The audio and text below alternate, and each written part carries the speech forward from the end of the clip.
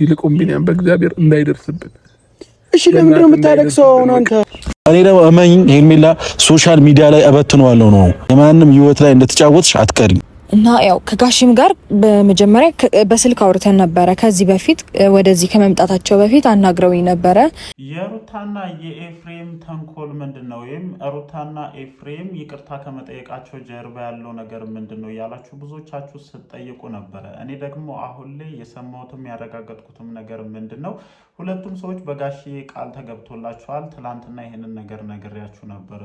አብርሃምና ሄርሜላ ባሉበት በድንገት ጋሽዬን ይዘው ለመምጣት እንዳቀዱ ነው ያሰብኩት። ይሄንን ነገር ለማድረግ ደግሞ ከሰሞኑ በእነሱ መሀል የተፈጠሩትን ነገሮች ሙሉ በሙሉ ማብረድ መቻል አለባቸው ማለት ነው። ምክንያቱም ምንም ባልጠበቁበት ባልተዘጋጁበት ሰዓት ነው ድንገት ጋሽዬን ይዘው እዛ ቦታ ላይ መገኘት የፈለጉት ማለት ነው። ተዘጋጅተውበት የሆኑ ነገሮችን አስበው ወይም አብርሃምም ሄርሜላም ጋሽዬ እንደሚመጣ ቀድመው አውቀውት ቢሆን ማለት ነው ተዘጋጅተው የሆኑ መመለስ ያለባቸውን መልስ እንኳን አስበው ይጠብቁ ነበር። ይህንን ሁሉ ነገር እያደረጉ ያሉት ለምንድን ነው? ጋሽዬን ድንገት ይዘው መጥተው አብርሃምም ሄርሜላም አይን ፍጥጥ ጥርስ ግጥጥ እንደሚባለው እንደዛ አይነት ሞመንት ውስጥ እንዲገቡ ስለሚፈልጉ ነው።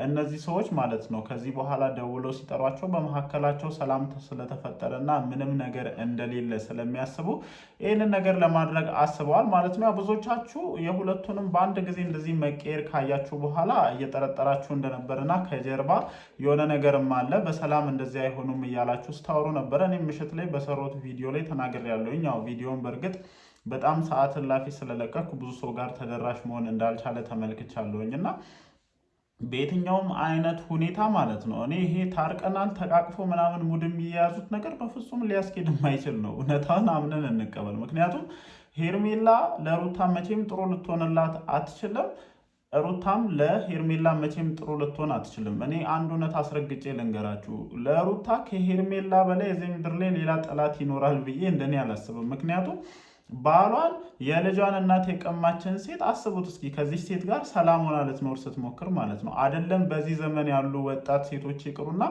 የኛ እናቶችም እንደዚህ አይነት ነገርን አምነው አሜን ብለው እሺ ብለው ተቀብለው ሊኖሩ አይችሉም። በእርግጥ ይኖር ይሆናል ከዚህ በፊት በነበረው ሞመንት፣ ግን አሁን ላይ ያሉ ሴቶች ይህንን ነገር በፍጹም አምነው አይቀበሉም። ሩታ የሆነ ነገር እስካላሰበች ድረስ እንደዚህ ፈገግ እያለች መታ ከአብርሽና ከሄርሜላ ጋር ሰላም ልታወርድ አልችልም። የሁላችንም ጥያቄ ምንድነው እነዚህ ሁለት ሰዎች ያሰቡት ማለት ነው። እኔ በነገራችን ላይ ኤፍሬምን በጣም ነው እየደገፍኩት ያሉት። በቃ ትክክለኛ ማለት ነው ትክክለኛ ሀሳቧን ተረድቶ ምን ማድረግ እንደምትፈልግ ገብቶት ከጎኗ ሆኖ ሰፖርት ሊያደርጋት እየሞከረ ያለው ሰው ቢኖር ኤፍሬም ነው።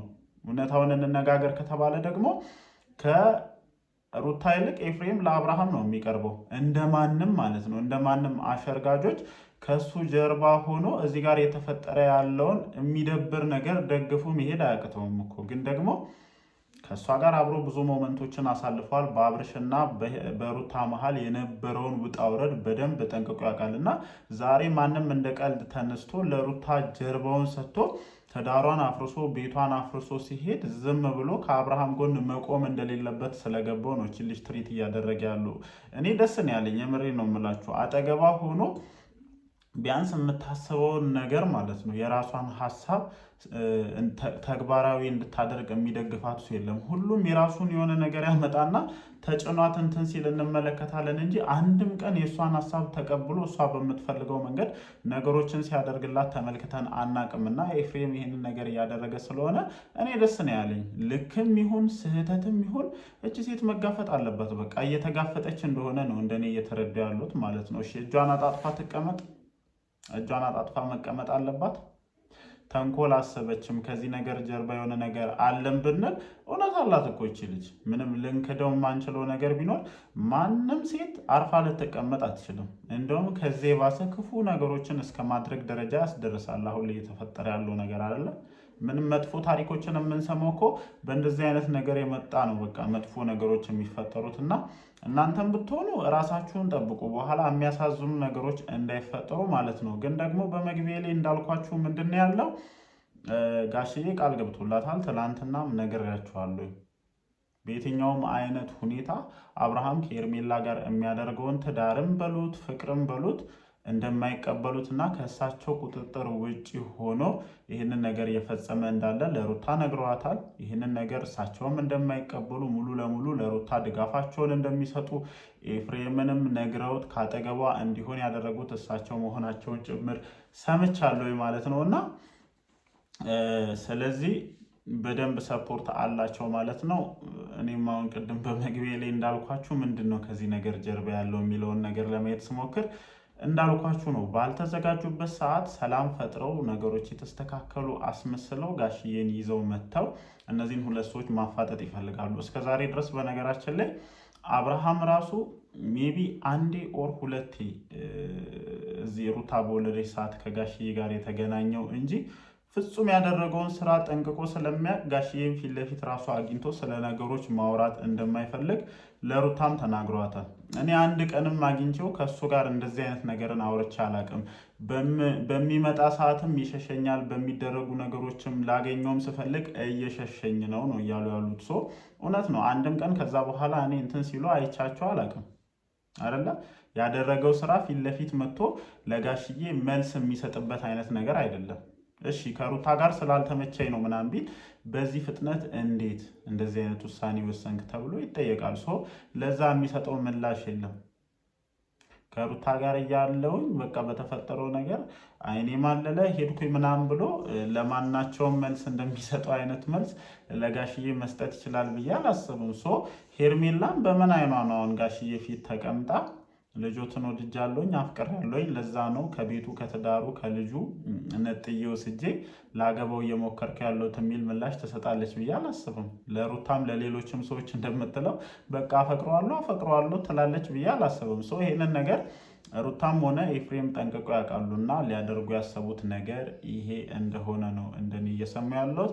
በዚህ መንገድ የሚስተካከለው የሚመጣ ነገር አለ አላቅም፣ ግን እንደኔ ቢሆን ደስ ይለኛል። እውነታውን ከጠየቃችሁኝ ያንተ ሀሳብ ምንድን ነው? እንደዚህ መሆኑን ትደግፋለህ ወይ ካላችሁኝ በጣም ነው የምደግፈው። ይለይለት። እነዚህም ሰዎች እየተደባበቁ እኮ መቀጠል አይችሉም። ተወደደም ተጠላም ትላንትና ያልኩት ነገር አለ።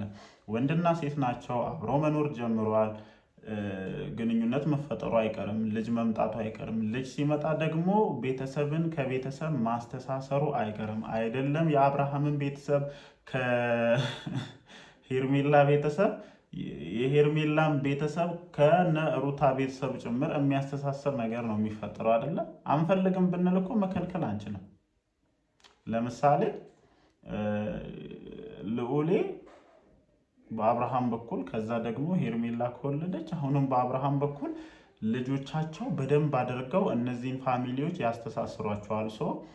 ይሄ ነገር በኋላ ወደ ከፋ ደረጃ ወይም ወደማይፈለግበት ደረጃ ከመሄዱ በፊት መተው እነዚህን ሁለት ግለሰቦች ቢጠይቋቸው እንደኔ ደስ ይለኛል።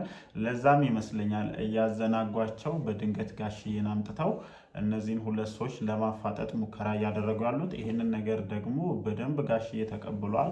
ስልክም አውርታቸው ነበረ፣ እንደሚመጡም ነግረዋታል።